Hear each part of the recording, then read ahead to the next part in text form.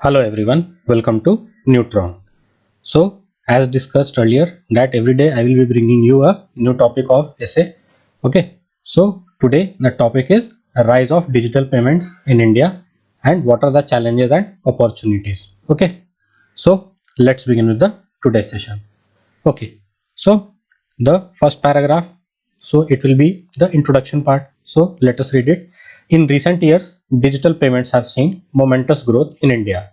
In terms of volume, digital transactions grew from 220 crore in 2013 to 2014. Okay, so there is a small mistake. There has been double one, so you can cross one. Okay, so it has grew from 220 crores in 2013 to 2014 to over 2000 crores in the year 2017 to 2018. Okay, this huge growth is largely credited to UPI transactions, which saw over 3 billion transactions last year. Demonetization and UPI platforms have played significant role in enabling the rural economy to move towards digital payment. Okay, तो जैसा कि मैंने बात किया था कि जो introduction part है तो इसमें हम पहले किस चीज के बारे में डिस्कस करेंगे कि डिजिटल पेमेंट्स. तो डिजिटल पेमेंट्स तो हमें पता है कि क्या है, तो इसको हमें बताने की जरूरत नहीं है, मगर हाँ क्योंकि ये है जो टॉपिक है राइज ऑफ डिजिटल पेमेंट्स, तो हमें ये बताना जरूरी है कि हाँ जो डिजिटल पेमेंट्स में जो राइज हुआ है वो कितना हुआ है. वो जो ट्रेमेंडस ग्रोथ जो देखने को मिल रहा है, जो मोमेंटस ग्रोथ देखने को मिल रहा है, वो क्या है आपका 220 करोड़ था आपका 2013-14 में, और 2017-18 में वही आपको डिजिटल ट्रांजैक्शन जो है वो 2000 करोड़ तक पहुंच गया. ठीक है, और ये जो इतना बड़ा जो ग्रोथ जो देखने को मिल रहा है वो मेनली किसके वजह से दिख रहा है, वो आपका ड्यू टू द डिमोनेटाइजेशन. ठीक है, and the UPI transactions. Okay, और हमें पता है कि यूपीआई ट्रांजैक्शंस के लिए बहुत सारे यूपीआई प्लेटफॉर्म्स भी हैं, जैसे कि गूगल पे है आपका, फोन पे है आपका, पेटीएम है आपका. ठीक है, and there are many other modes of UPI platforms. Okay, तो ये सब यूपीआई ट्रांजैक्शंस की वजह से ही हमें इतना बड़ा ग्रोथ देखने को मिल रहा है. ठीक है, और ये भी कहा जा रहा है कि जो डिमोनेटाइजेशन और यूपीआई प्लेटफॉर्म्स हैं ये जो है आपका रूरल इकोनॉमी को डिजिटल पेमेंट की तरफ मूव करने के लिए बहुत ही ज़्यादा क्या कर रहे हैं, हेल्प कर रहे हैं. ठीक है, तो ये हमारा इंट्रोडक्शन पार्ट खत्म हो जाता है. ठीक है, अब हम नेक्स्ट पैराग्राफ में किस चीज़ से रिलेटेड बात करेंगे. एक तो हमें बताना पड़ेगा कि जो इंडिया का करंट सिनेरियो क्या है डिजिटल पेमेंट्स को लेके, वो हमें बताना पड़ेगा. ठीक है, तभी तो हम उसके challenges and opportunities के बारे में हम बात कर पाएंगे. ठीक है, so cash continues to play a massive role in economy with currency to GDP ratio at 10.9% as of March 2019. Growing number of e-commerce platforms are adopting digital payment methods. Consumers still prefer to the option of paying by cash due to the scars regarding the cyber security in digital payments. ठीक है, तो क्या बोला जा रहा है कि cash को है अभी भी देखा जा रहा है, तो अगर कैश टू जीडीपी रेशियो अगर हम देखते हैं तो वो कितना है 10.9% है, जो कि बहुत ही सिग्निफिकेंट है. ठीक है, और जो नंबर ऑफ जो ई कॉमर्स प्लेटफॉर्म्स जो आपका जो आ चुके हैं, ठीक है, तो they are also adopting the digital payment methods. ठीक है, क्यों? Because it is easier. ठीक है, कैश से बेटर है. ठीक है, एंड मगर कहा यह जा रहा है कि कंज्यूमर जो है आज के डेट में कैश से ही पे करना ज्यादा प्रेफर करते हैं. उसके पीछे कारण क्या है? जो हमारा साइबर सिक्योरिटी से रिलेटेड जो डर है उनके अंदर. ठीक है, उसको लेके, क्योंकि आज के डेट में हम बहुत सारा इंस्टेंसेस ऐसा देख रहे हैं जैसे कि जो बैंकिंग फ्रॉड हो जा रहे हैं. ठीक है, जैसे कि आपका यूपीआई बेस्ड है, वो आपसे जो फ्रॉड है वो आपका क्या कर रहे हैं, आपसे आपका पासवर्ड मांग ले रहे हैं. ठीक है, और बोल रहे हैं कि आपका कुछ अकाउंट में प्रॉब्लम हो गया. वजह के कारण वो लोग डिजिटल पेमेंट को अपनाने से थोड़ा सा डर रहे हैं. ठीक है, क्योंकि साइबर सिक्योरिटी लॉज हमारे इंडिया में अभी भी उतने ज्यादा प्रभावशील नहीं है. ठीक है, lack of digital awareness and cyber frauds have kept consumers from adopting digital payment methods. ठीक है, जैसा कि मैंने बात किया कि ठीक है साइबर फ्रॉड्स तो हो रहे हैं, मगर उससे भी ज्यादा प्रॉब्लमेटिक बात क्या है कि लोगों के अंदर जो है डिजिटल अवेयरनेस कम है. ठीक है, उनको उन प्लेटफॉर्म्स के बारे में ज्यादा जानकारी नहीं है कि वो कैसे ऑपरेट किए जाते हैं. ठीक है, और जिसके वजह से वो हमेशा साइबर फ्रॉड्स के शिकार हो जा रहे हैं. ठीक है, और इन्हीं सब कारणों की वजह से कंज्यूमर्स जो है वो डिजिटल पेमेंट मेथड्स को अडॉप्ट करने में कतराते हैं. ठीक है, while there is no dearth of digital payments mode, there is still a need to make transactions cheaper and enhance interoperability, as traditional ways like RTGS and NEFT systems are expensive and time consuming.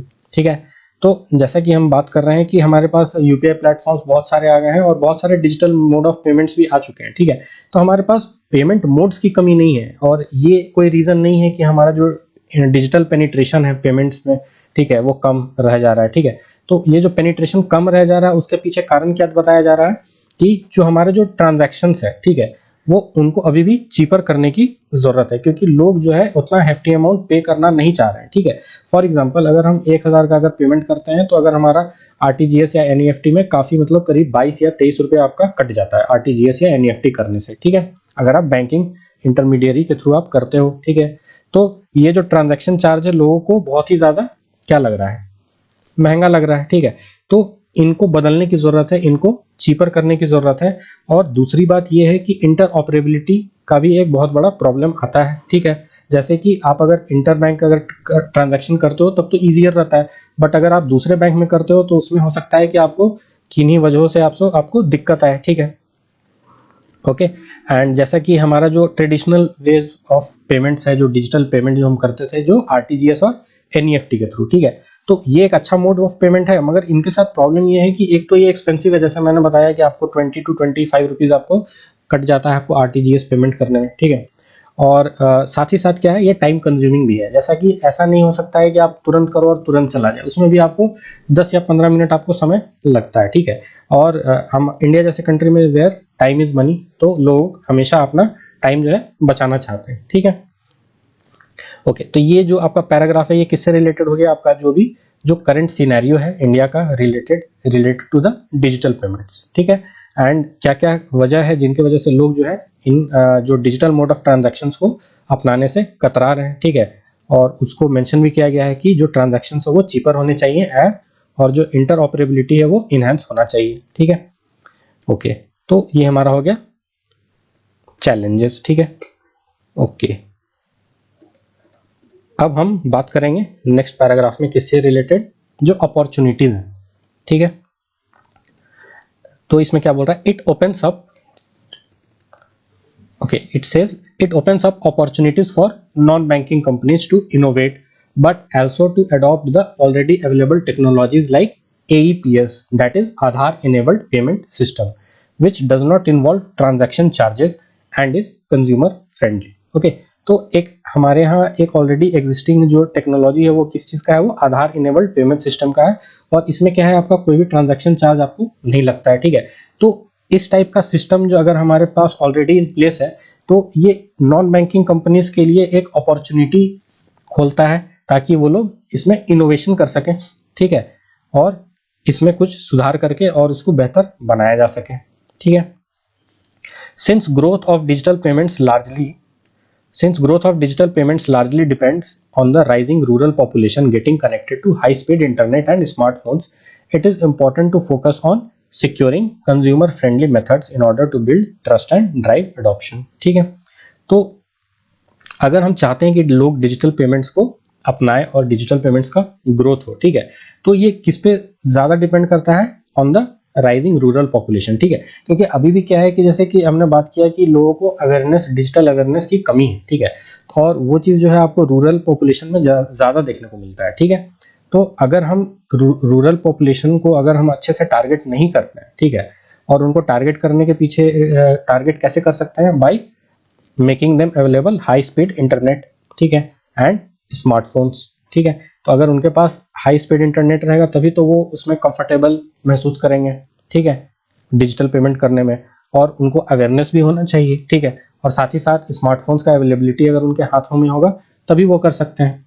ठीक है, और दूसरी बात ये है कि जो आपका जो प्रोडक्ट अगर आप बनाते हो अगर इस चीज से डिजिटल पेमेंट से रिलेटेड, ठीक है, तो ये कैसा होना चाहिए, आपका कंज्यूमर फ्रेंडली होना चाहिए एंड ट्रस्टवर्दी होना चाहिए। ठीक है, क्योंकि लोगों में सबसे बड़ा फियर किस चीज का होता है, ट्रस्ट का होता है। ठीक है, और फ्रॉड्स जो होते हैं वो ट्रस्ट के ऊपर ही किए जाते हैं। ठीक है, जो आप जिस पे ट्रस्ट करोगे वही आपको धोखा दे देता है। ठीक है, तो इसीलिए जो टेक्नोलॉजी जो लाना चाहिए वो ट्रस्टवर्दी होना चाहिए। ठीक है, और उसका एडॉप्शन को ड्राइव करना चाहिए। ठीक है, ओके, अब ये तो हमारा हो गया कि क्या अपॉर्चुनिटीज हैं जहां पे हम वर्कआउट कर सकते हैं। ठीक है, अब इसका कंक्लूजन पार्ट है। ठीक है, तो कंक्लूजन पार्ट को हम छोटे में ही हम खत्म करेंगे, ठीक है, with mentioning some data that is as per the reports the Indian digital payment industry is expected to reach $1 trillion by 2023. Indian startup ecosystem is expected to play a crucial role in enabling this industry and leveraging the opportunities by addressing a multitude of challenges. ठीक है, तो ये जो data दिया गया है कि ऐसा एक्सपेक्ट किया जा रहा है कि जो इंडियन डिजिटल पेमेंट इंडस्ट्री जो है वो $1 trillion का मार्क को अचीव कर लेगा बाय द ईयर 2023. ठीक है, तो इंडियन स्टार्टअप इकोसिस्टम में इस चीज का एक्सपेक्टेशन रखा जाता है उनसे, ठीक है, कि वो कुछ इनोवेशन लेके आएंगे and they will play a crucial role in enabling the opportunities, ठीक है, and leveraging the opportunities.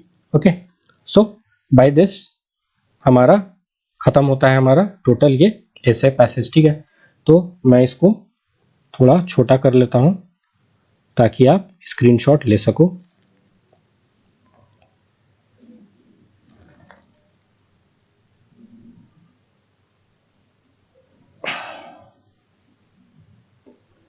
Okay, so now you can take a screenshot of it. I will wait for 10 seconds.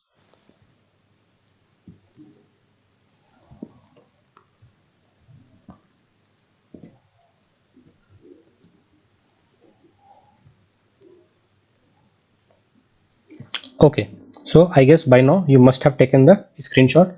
Okay, and ये जो total हमारा जो ऐसे जो है ये आपका 283 वर्ड्स में कंप्लीट हुआ है. ठीक है, तो अगर आपको लगता है कि कोई चीज ऐसा है जहां पे आप उसको कट डाउन कर सकते हो, कट शॉर्ट कर सकते हो, तो you are welcome to do it. ठीक है, बट फैक्ट्स इसमें फैक्ट्स अगर आप दोगे तो ये आपका बहुत ही ज्यादा अट्रैक्टिव ऐसे बनेगा, जैसे कि इसमें currency to GDP ratio mention है. ठीक है, और जो डिजिटल ट्रांजैक्शन जो है वो कैसे ग्रोथ हुआ है 220 करोड़ से 2000 करोड़ तक पहुंच गया है बाय 2017 टू 2018.